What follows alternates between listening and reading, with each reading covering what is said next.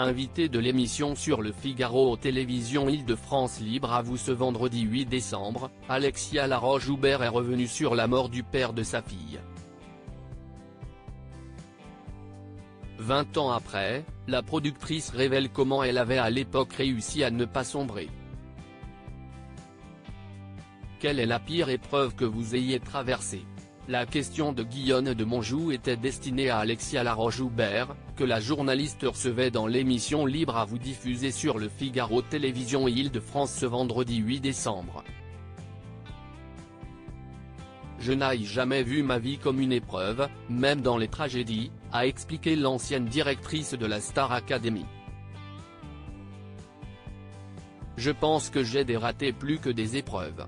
Je me suis pris le mur quelquefois, j'ai raté le virage, mais même la mort du père de ma fille.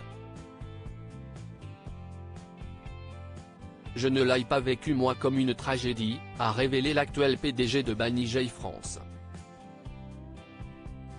Si est une tragédie pour elle, sa fille, note de la rédaction. J'ai reçu tellement d'amour de mon père que je vois ce que si est que de vivre sans père, a-t-elle toutefois nuancé. La productrice Alexia Laroche-Joubert préfère toujours voir le verre à moitié plein. Alexia Laroche-Joubert a préféré garder en mémoire la chance d'avoir vécu avec un homme fantastique pendant le temps qui, lui, avait été accordé. Le père de sa fille aînée Solveig, Jean-Philippe Blanc, PDG de Warner Music France après être passé par Mercury, est décédé le 9 juillet 2003 dans un accident de moto. Il avait 39 ans, elle 33. Malgré cette terrible disparition, la productrice avait continué à travailler tout en s'occupant de l'éducation de sa fille.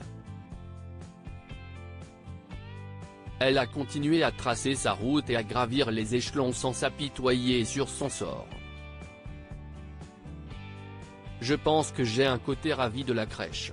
J'ai une capacité d'émerveillement assez incroyable.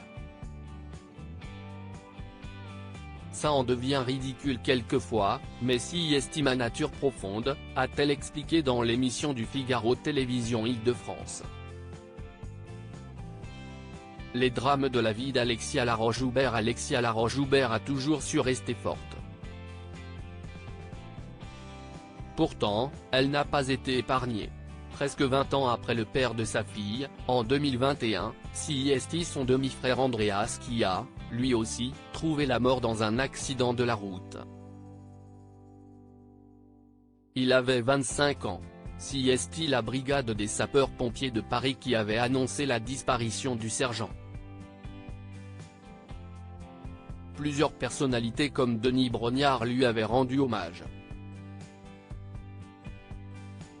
Il nous manque, avait posté sa grande sœur sur Instagram en septembre 2021. Article écrit en collaboration avec 6 Médias.